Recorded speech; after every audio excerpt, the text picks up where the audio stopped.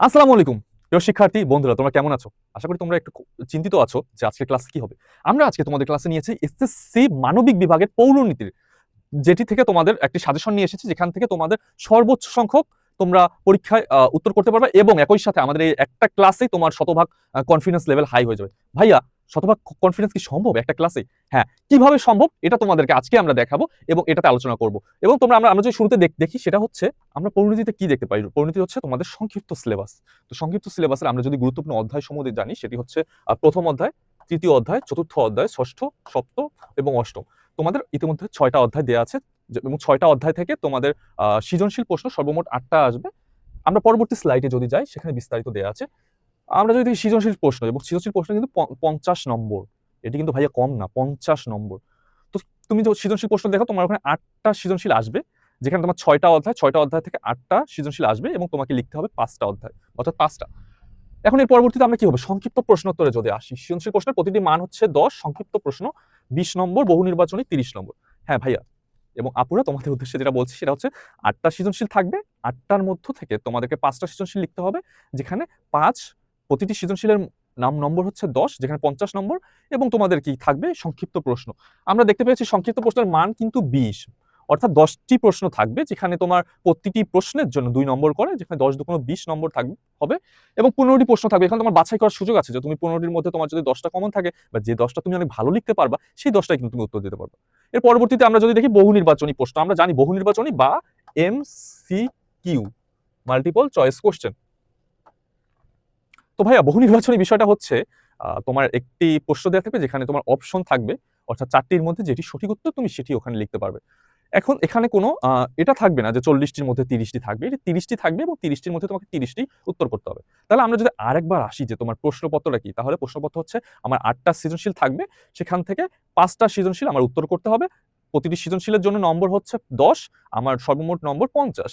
এর পরবর্তীতে সংক্ষিপ্ত প্রশ্ন যদি আসি, তাহলে সংক্ষিপ্ত প্রশ্নের ক্ষেত্রে আমার ১৫টা প্রশ্ন থাকবে এবং সেখান থেকে আমাকে উত্তর দিতে হবে ১০টি, এবং প্রতিটির জন্য আমার মার্ক ১০ গুণন ২ সমান ২০। এই ভাইয়া, ক্লাসটা বোরিং হবে না, ক্লাসটা খুবই এনজয়েবল, জাস্ট ওয়েট করো তোমরা। তো এখন মনে হচ্ছে যে ভাইয়া এই তো এত প্যারা কিভাবে নিব, পরীক্ষার আগে এত কি ধুর, ভাল লাগে না, পড়াশোনা ভাল লাগে না। ভাইয়া, জাস্ট ওয়েট করো, এই কয়েকটা দিন আমরা যখন তোমাদেরকে না ক্লাসগুলো নেওয়া শুরু করবো, মনেই হবে না যে তুমি কই আছো, মনে হবে যে তুমি ডিরেক্ট ক্লাস করতেছো এবং প্রতিটা ক্লাস এনজয়েবল, কোনো বোরিং না, আমাদের কোনো বোরিংনেস আসবে না। এইটা তোমাদেরকে যখন তোমাদের তুফান ভাইয়া বলেছে যে 100% কনফিডেন্স দিবে, দ্যাট মিনস তোমাদের 100% কনফিডেন্স বিল্ড করে আমরা ক্লাস থেকে চলে যাবো। জাস্ট দেখবা। আমরা যে পরবর্তী পার্টে আসি, পরবর্তী পার্টে আমাদের প্রথম অধ্যায় পৌরনীতি ও নাগরিকতা, এটা হচ্ছে পৌরনীতির প্রথম অধ্যায়। তো ভাইয়া, পৌরনীতির প্রথম অধ্যায় পৌরনীতি নাগরিকতা, যেখানে আমার ৩টা খুবই গুরুত্বপূর্ণ পার্ট, যেখান থেকে প্রতি বছর প্রশ্ন আসেই। পৌরনীতি ও নাগরিকতার প্রসার, পরিবারের শ্রেণীবিভাগ, রাষ্ট্র ও রাষ্ট্রের উৎপত্তি। আমরা যখন তোমাদেরকে বোর্ড বই বিশ্লেষণ করে দেবো ও বোর্ড কোশ্চেন তোমাকে যখন সলভ করে দেবো, তখন হচ্ছে তোমরা দেখতে পারবা এই টপিকগুলো থেকে ঠিক কি ধরনের প্রশ্ন আসছে। বাট তবে ভাইয়া, প্রশ্ন বারবার রিপিট আসে। তোমরা যেটাকে ভয় করে ফেলো যে এত বড় টপিক কিভাবে কি হচ্ছে, পারবো না। ভাইয়া, ভয়কে জয় করার জন্য তোমার তুফান স্যার আসছে বা তুফান ভাইয়া আসছে মূলত তোমাদেরকে সব সলভ করতে। তোমরা জাস্ট ওয়েট করো। এর পরবর্তী অধ্যায় যদি আমরা আসি, তৃতীয় অধ্যায়, আইন, স্বাধীনতা ও সাম্য। এগুলো থেকে প্রতি বছর কি গুরুত্বপূর্ণ প্রশ্নগুলো আসতেছে সেটা আমরা আজকে আলোচনা করতেছি। সাম্য ও স্বাধীনতার সম্পর্ক, আইনের উৎস, স্বাধীনতার বিভিন্ন রূপ ও সাম্য। ভাইয়া, যখন বোর্ড কোশ্চেনে যাবো বা এমসিকিউ যাবো, আমরা যখন তোমার এমসিকিউ সলভ করব, তখন শুধুমাত্র বাংলাদেশের কত সালে মুক্তিযুদ্ধ হয়, ১৯৭১, ৭২, ৭৩, ৭৪, ১৯৭১ না, আমরা ১৯৭১ তোমাদেরকে দেখাবো এটি মুক্তিযুদ্ধ, এবং একই সাথে আমরা ৭২-এর সিগনিফিকেন্ট ঘটনা কি, ৭৩-এর কি, ৭৪-এর কি, ওগুলো তোমাদের সলভ করাবো, যেটা তোমার সংক্ষিপ্ত প্রশ্ন এবং সৃজনশীলের জন্য খুবই গুরুত্বপূর্ণ।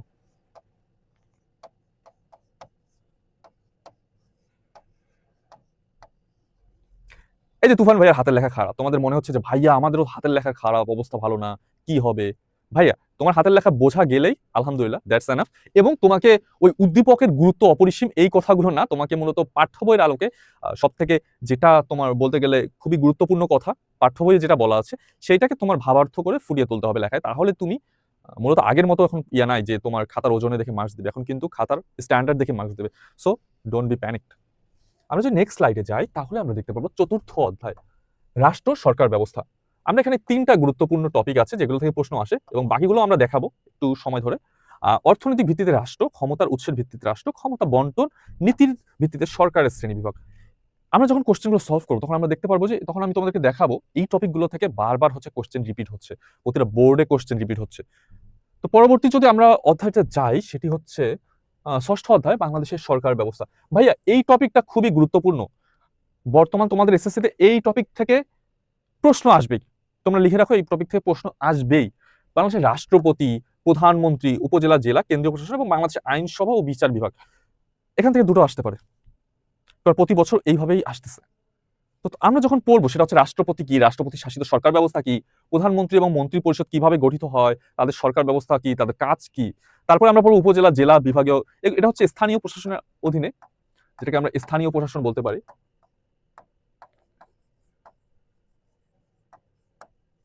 তো এইগুলো আমরা ডিটেলস আলোচনা করবো যখন আমরা ক্লাসে যাব। তো আমরা যদি পরবর্তীতে স্লাইডে আসি ভাইয়া, পরবর্তী স্লাইড হচ্ছে আমার সপ্তম অধ্যায়, গণতন্ত্রের রাজনৈতিক নির্বাচন ব্যবস্থা। মূলত রাজনৈতিক দল কি, তার ভূমিকা কি, নির্বাচনের পদ্ধতি কি, গণতন্ত্র বিকাশে রাজনৈতিক দলের ভূমিকা কি, বাংলাদেশের নির্বাচন কমিশন। ভাইয়া যেহেতু বাংলাদেশের আপকামিং একটা ইলেকশন আছে, তো এবারে ইলেকশনের পরবর্তীতে তোমাদের যেহেতু এসএসসি পরীক্ষা, তো এবারে তোমাদের এই অধ্যায়গুলো খুবই খুবই গুরুত্বপূর্ণ এবং এগুলো থেকে প্রশ্ন কিন্তু প্রতি বছরই আসে এবং এবারও সেম ভাবেই প্রশ্ন আসবে। পরবর্তী স্লাইডে যদি আসে, আচ্ছা পরবর্তী স্লাইডে আসার আগে তোমাদেরকে কিছু গল্প বলি ভাই। সেটা হচ্ছে এসএসসি তে তোমাদের হচ্ছে তোমরা যখন পরিণতি পরীক্ষা দিবা, তোমরা হয়তো অনেকেই আছো যারা আগের দিন রাতে পড়ো। Don't do this. তোমরা আগের দিন রাতের জন্য পড়াটা ফেলে রাখবে না। তোমরা প্রতিদিন, এখন থেকে যেহেতু সময় আছে, তো তোমরা প্রতিদিন একটু একটু করে পড়বা, প্রতিদিন একটা অধ্যায় নিবা। কিভাবে পড়বা? তুমি প্রতিদিন একটা অধ্যায় নিবা, অধ্যায় নিয়ে প্রথমে তোমার টেক্সট বুকটা পড়বা। টেক্সট বুক পড়ার পর কি করবা? টেক্সট বুক পড়ার পর তুমি তোমার বোর্ড বই অথবা তোমার যে শেষ মুহূর্তের সাজেশন বইটা আছে, সাজেশন বই খুলে ওখানে দেখবা বিগত সময়গুলোতে কি পরিমাণ সংক্ষিপ্ত প্রশ্ন আসছে ওখান থেকে এমসিকিউ কি আসছে, ওখান থেকে সৃজনশীল কি আসছে। এগুলো যখন তোমার পড়বা, পড়ে তোমার মাথায় যখন সেট করে নিবা, তখন দেখবা যে তোমার এই অধ্যায়গুলো সব ইজি হয়ে যাচ্ছে।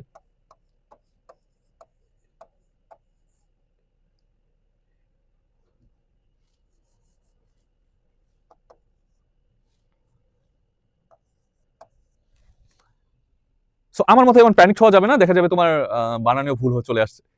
তো সব সময় হচ্ছে কুল থাকতে হবে এবং পরীক্ষার আগের দিন রাতটা তোমার ওই পড়াটা ফেলে রাখা যাবে না। পরীক্ষার আগের রাতে কোনো পড়া ফেলে রাখবে না, প্রতিদিন একটু একটু করে পড়বা। আমি অলরেডি এই অষ্টম অধ্যায়টা কি, বাংলাদেশের স্থানীয় সরকার ব্যবস্থা, ইউনিয়ন পরিষদ, সিটি কর্পোরেশন, নাগরিকতা বিকাশে স্থানীয় সরকার। ওই যে লাস্ট স্লাইডে কিন্তু আমি আলোচনা করেছিলাম, লাস্ট স্লাইডে কিন্তু তোমরা দেখতে পারবা, সেটি হচ্ছে এই যে স্থানীয়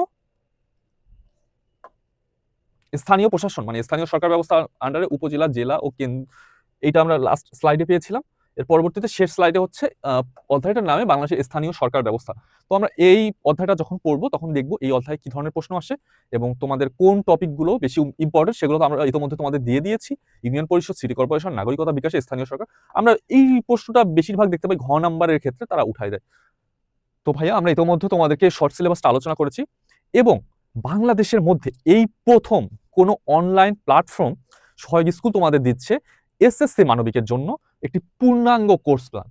আমরা এই কোর্সে তোমাদের বাংলা, ইংরেজি, তারপরে তোমাদের পৌরনীতি, ইতিহাস, ভূগোল, অর্থনীতি পড়াবো এবং আমাদের এই কোর্সটাতে আসলে তোমার কেন এতক্ষণ সময় ধরে পড়বা? তোমার তো সামনে পরীক্ষা, বলো ভাইয়া অনলাইনে থাকবো।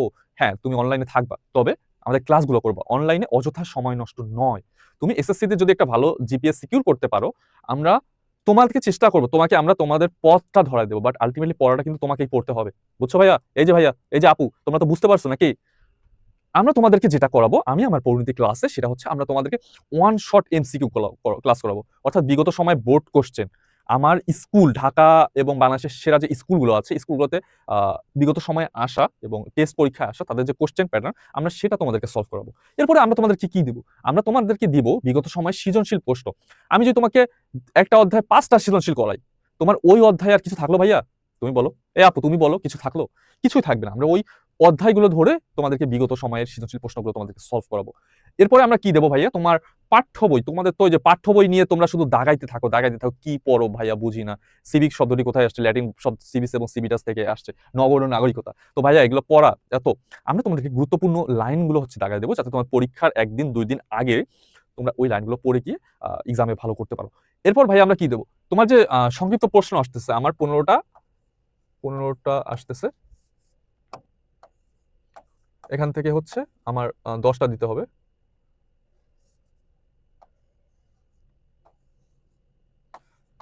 10 × 2 20। ভাইয়া আমরা হচ্ছে তোমাদেরকে দেখাবো বিগত সময়গুলোতে বোর্ড কোশ্চেন এবং লাস্ট 3-4টা বোর্ড, বাংলাদেশের সকল বোর্ড, স্কুল এবং সবথেকে গুরুত্বপূর্ণ যে শর্ট কোশ্চেনগুলো আছে অর্থাৎ সংক্ষিপ্ত প্রশ্ন যেগুলো 2 মার্ক, সেগুলো তোমাদেরকে আমরা সলভ করবো। এবং সর্বশেষ আমরা কি করবো, তোমাদের জন্য একটা ডাউট সলভ ক্লাস রাখবো। তোমাদের যত সমস্যা তোমরা শুধুমাত্র হচ্ছে সবকিছু মার্ক করে রাখবে, আমাদেরকে বলবে এবং আমরা তোমাদের সেই ডাউট সলভ ক্লাসগুলো রাখবো। ভাইয়া এখন প্রশ্ন আসতে পারে, ভাইয়া আমি ক্লাস করব, ভাইয়া আমার তো আত্মবিশ্বাস নেই, আমি কি করব? ভাইয়া কমন দিবেন? দেখো তোমাকে বলছি, যদি তোমার কনফিডেন্স লেভেলটা, আমি তোমাকে শুরুতেই বলেছি যে তোমার কনফিডেন্স লেভেল 100-তে 100 রাখবো এবং এটা তোমার রাখবই। ভাইয়া কিভাবে রাখবেন? ওরে ভাইয়া তুমি যখন ক্লাসগুলো করবা, এই আপু তুমি যখন ক্লাসগুলো করবা, তখন তোমার কনফিডেন্স লেভেলটা বাড়বে। বাট সব থেকে ওভারঅল একটাই কথা, সেটা হলো যে তোমাকে ভাইয়া ফলো করতে হবে। তোমাদেরকে আমরা যে ইনস্ট্রাকশন দিচ্ছি সেগুলো তোমাকে ফলো করতে হবে, তোমাকে পড়তে হবে। রেগুলার পড়াটা না পড়লে দেখা যাবে হচ্ছে তোমার হচ্ছে না, তখন আমরা যতই ক্লাস করি এগুলো কিন্তু সম্ভব না। বাট আশা রাখছি তোমাদের প্রতিটা ক্লাস এনজয়েবল হবে, কোনো বোরিংনেস নেই। কোনো বোরিংনেস নেই, লাইফ ইজ এনজয়েবল। তোমরা প্রতিটা ক্লাস করবা এবং সর্বশেষ যেটা কথা সেটা হচ্ছে আমাদের সাথে তোমাদের যে কোনো জানার বিষয় বা প্রশ্ন এগুলো জানার থাকলে তুমি অবশ্যই আমাদের কমেন্টে দেওয়া হোয়াটসঅ্যাপ যে লিঙ্কটা আছে এটাতে ক্লিক করে আমাদের হোয়াটসঅ্যাপ গ্রুপে যুক্ত হয়ে যাবা, যেখানে তোমরা 24/7 যে কোনো প্রশ্ন করার সাথে সাথে আমাদের ডেডিকেটেড টিম তোমাদেরকে রেসপন্স করার ট্রাই করবে। এবং একই সাথে তোমরা আমাদের যে ইউটিউব চ্যানেলটা আছে, ইউটিউব চ্যানেলটাকে তোমরা সাবস্ক্রাইব করবা এবং আমাদের ফেসবুকের সঙ্গে যুক্ত হয়ে থাকবা। এবং আমরা ভাইয়া তোমরা যদি লেগে থাকো, আমরা কথা দিচ্ছি আমরা তোমাদের সাথে আছি, আমরা তোমাদের সাথে শেষ দিন অবধি ফাইট করব যদি তোমরা লেগে থাকো। এবং আমাদের বিশ্বাস, আমাদের যে প্রচেষ্টা আমরা নিয়েছি, আমরা যে তোমাদের উদ্যোগ নিয়েছি এতগুলো করাবো এবং আমরা সফল হব এবং তুমি ভালো করবা। দেখো ভাইয়া, একটা ভালো জিপিএ যখন করবা তখন তোমার মধ্যে কনফিডেন্স লেভেলটা অনেক গ্রোথ হবে, তুমি তখন একটা ভালো কলেজে অ্যাডমিট নিতে পারবা। আর একটা বিষয় সমাজে প্রচলন আছে যে মানবিকে পড়ে কি ভাইয়া পরবর্তীতে কিছু করতে পারবো? মানবিকে পড়ার পরে তোমার লাইফে অনেক অপশন খুলে যাবে, একটু ওয়েট করো ভাইয়া, ঠিকঠাক শুধু পড়াশোনাটা করো। তো আজকের মতো এখানে আমরা যেগুলো মূলত তোমাদেরকে ইতিমধ্যে দেখিয়েছি সেটা হচ্ছে আমরা সেই অনুযায়ী তোমাদের পরবর্তী ক্লাসগুলো নেব এবং আশা রাখতেছি খুবই এনজয়েবল ক্লাস হবে এবং কোনো বোরিংনেস থাকবে না এবং প্রতিটি ক্লাস থেকে তোমার শতভাগ কনফিডেন্স লেভেল বাড়বে এবং আমরা কিভাবে দেখাবো 90% কমন আসে। তো আজকে এখানেই আমাদের পরিসমাপ্তি। তোমরা ভালো থাকবে, নিয়মিত পড়াশোনা করবে এবং হ্যাঁ, আরেকটা বিষয়, তোমরা হচ্ছে হেলদি রুটিন ফলো করবে। আমরা একটা ক্লাসের ফাঁকে তোমাদেরকে তোমাদের ডেইলি বেসিসে কি রুটিনটা ফলো করা উচিত সেই রুটিনটা আমি তোমাদেরকে তৈরি করে দেবো। এবং আজকের মতো এখানে শেষ, তবে সর্বশেষ নয়, শেষ হইয়া হইল না শেষ। আমরা পরবর্তী ক্লাসগুলোতে তোমাদেরকে নিয়ে আলোচনা করবো। সেই সাথে আজকে এখানেই শেষ এবং ধন্যবাদ। আমি আবার পরিচয় দিচ্ছি, আমি তোমাদের তুফান ভাইয়া, তোমাদের সাথে সবসময় আছি এবং শেষ পর্যন্ত তোমাদের সাথে লেগে থাকবো। ইনশাআল্লাহ ভালো কিছু হবে। ধন্যবাদ। আসসালামু আলাইকুম রহমতুল্লাহ।